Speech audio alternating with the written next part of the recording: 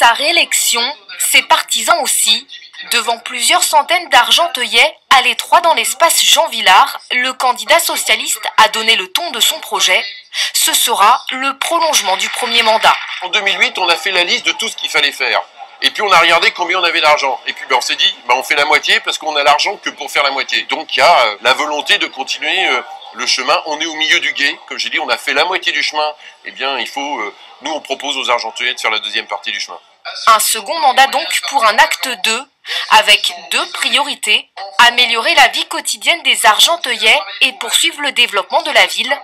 Et pour l'emporter, le député maire socialiste estime avoir un argument de taille, son bilan. À la tribune, il multiplie les parallèles entre ces 6 dernières années à la tête de la ville et les 6 prochaines s'il est réélu.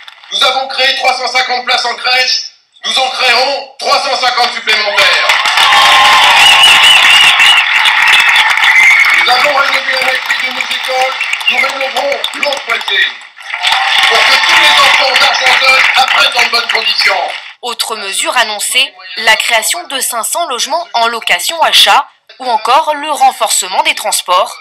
Et parmi les grands projets que Philippe Doucet veut mettre en œuvre, l'aménagement de la butte d'Orgemont et celui des Berges de Seine.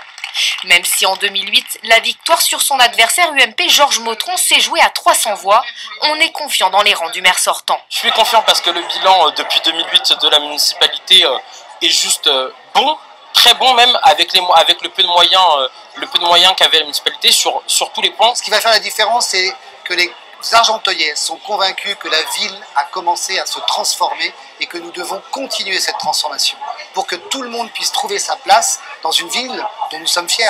Tous fiers d'être Argenteuillais, c'est le nom choisi par Philippe Doucet pour sa liste. Une liste qui rassemble des écologistes, des communistes et des centristes qu'il ne souhaite pas dévoiler avant le 6 mars prochain, date limite de dépôt des candidatures.